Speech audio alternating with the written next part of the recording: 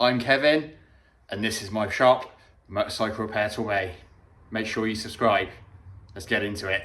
So today's tutorial is going to be about a no spark. So if you're watching this video, it's likely you've got a no spark situation, and I'm going to show you the basic things to check.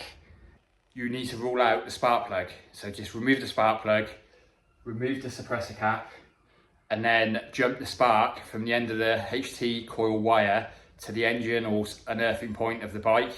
Leave a gap about 1/4 of an inch, and that will rule out whether it's the spark plug or the actual suppressor cap, spark plug cap itself. And then you can move on to the next stages of this diagram. Come on, let's go to the whiteboard. Let's get on with it, shall we? So first things first is a quick talk over the basic things that's in an ignition circuit for your spark.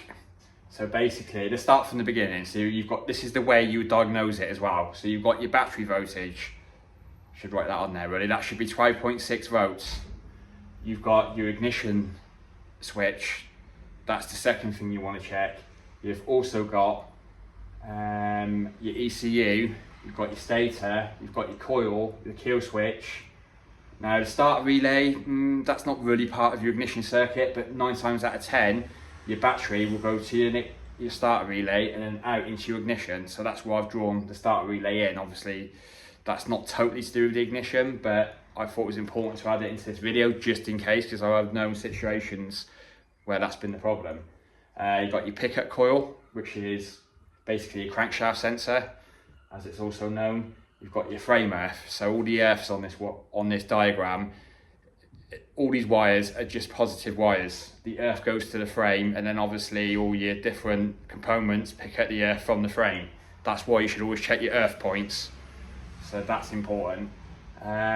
Kill switch, side stands is the one that someone always misses. Make sure you check your side stands. If you're not sure, you can bypass it. Right, so with all that said, now basically, you're going to need yourself a voltmeter, which I'll show you that in a minute, or a multimeter as they're technically called. And you will need to check all your connections within this circuit. So there'll be a connection in the ignition, there's going to be a connection in the side stands, a connection in the tip sensor, a connection at the stator, a connection on the coils, a connection at the kill switch at the end of the wires, and the connections you will need to check from one wire to the wire opposite the joining wire where it connects to. With the multimeter, both probes go each side of those connection blocks and just check that you've got a connection between there and there. What I will do in a minute, I will take you over to the multimeter and I'll show you what settings you'll need to be using. There's going to be 2 settings. One is going to be a resistance or continuity check, and the other one is going to be a voltage check. 2 basic things which I can show you easily how to set up on your multimeter. Right, where you need to start, always start first at your battery. So at your battery you should have 12.6 volts. So you should have 12.6 volts at your battery. You're going to have to then check your ignition switch. You'll have 2 circuits on your ignition switch. One running all the electrics on your bike, like your lights, and the other one will be doing your spark for your ignition. So you'd have the ignition side and the electric side. Depending what bike, you would have to find out which wires do what on the ignition side. So you could have yourself a wiring diagram, that always helps. Probably find that online. So that ignition will then go up to your ECU or CDI unit, which will switch to CDI and then will allow the power that the stator supplies from this wire to the CDI and then trigger the coil, which is here. So basically, when you turn that ignition switch on, it activates the ECU to send a signal to the coil. That post then releases a charge out of the coil, which then gives you the spark. So my next step would be to check, because you're also controlled by the kill switch, which is up here. So the kill switch also switches the same switch in the ECU as the ignition switch. So I would check that kill switch third, and then fourth, what have we got on fourth? where are we? Oh, fourfold check your coil to make sure that's working. There is resistance checks that you can do. You can find all about that on YouTube. I'm sure I've done a video on it before. And check the connections there. And then we've got number 5, your stator. Now your stator needs to be putting out a charge, which is basically what charges your coil or charges your ECU. It depends which way it works. They're all slightly different on different models of bikes, but you want to check you've got power coming out of here. I believe the power out of there should be about 12 volts. Depends what model of bike it is. And then you've got your pickup coil. So this is what triggers the spark. So when the crank gets to, or piston gets to top dead center, this pickup coil is following the flywheel, which has a little notch. And when that notch passes that pickup coil, that's why it's called a pickup coil, it will send a small charge of about 3 volts just under to your ECU, which then will trigger your coil. Again, it depends on the model of your bike. It could go straight to the coil and just trigger the coil straight from there, but on all modern stuff it'll go to the ECU and the ECU will take care of that. But you need to check the resistance in that pickup coil. I think it's about 280 ohms you should have in most pickup coils. Again, you'd have to check specifications. What have we got? So we've checked your stator, you've checked your pickup coil. Now on fuel injected stuff, you would have what's called a tip sensor.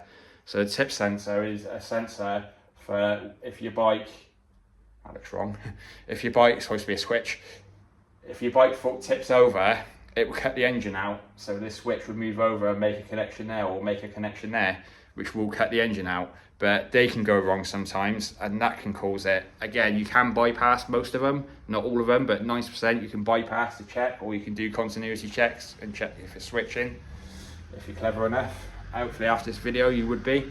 What else have we got here? Kill switch, we took care of that. Oh, side stand switch as well. That's another one that you need to be checking, especially on scooters and things like that. If you've got no spark, make sure you check them wires. There's either 2 or 3 wires. You'd have to get a wiring diagram. If it's a 2-wire switch, you can just bypass it by joining them together or disconnecting them. 9 times out of 10, it's joining them together. But don't take my word for it, you need wiring diagrams. Every bike's different.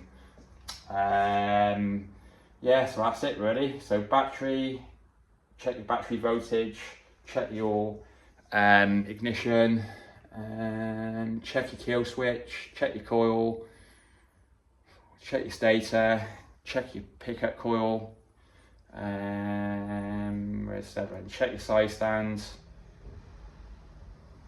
8, check your frame earths. I don't think I covered that. Make sure the multi-earths on your frame, or any earth, all of them are clean. Take them all out, even if they don't look too bad, take them off, clean them up, put them back on. Now I'm going to take you over quickly to show you how to use a multimeter. Okay, so we've got the multimeter out. Here we are, one multimeter. Zoom in there. Now I've already set it up to continuity, which is, it's like a little speaker type radio sound and a little picture of a diode. See that on there? That's continuity. Now to confirm that, it's going to be a bit tricky doing it with one hand. I'm going to turn you around and show you how to test it to make sure it works. It's right, my hands are filthy, I'm filthy, it's been an absolute bugger of a day. I'm going to turn the camera around to show you how to test it before you start testing your wires, your connections and your wires to the other components. Because there's no point just checking the components, you need to check the wiring and the connections as well. That's more important than the actual check of the components. So let's get into it.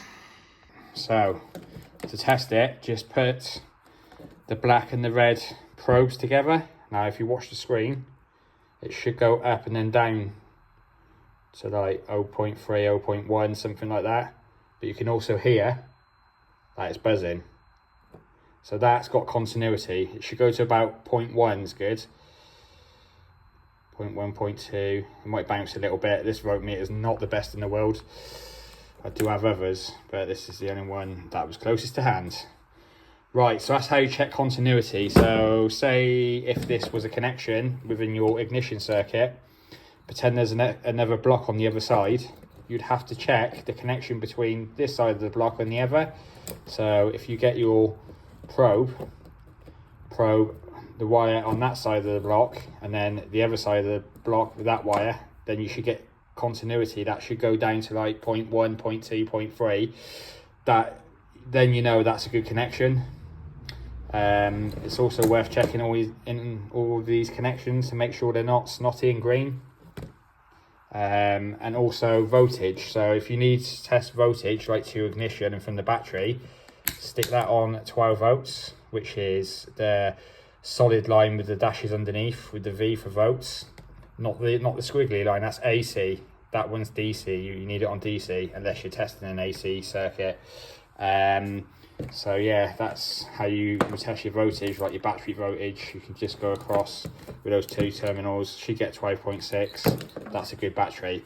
That's just a really rough insight into how to use a voltmeter. I'm sure with that basic information you'll be able to do the job. Let me just turn you around. That's the end of the video. I think that's all we need to cover really. If you've got any questions or any comments, comment below.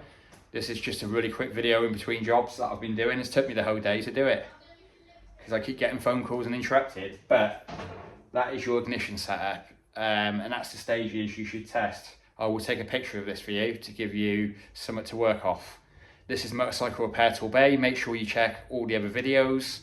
Make sure you like, make sure you subscribe, make sure you share. That's the main important thing. Get this information out there. That's what it's all about. So yeah, have a good one. And hopefully fix your no spark. Let me know below.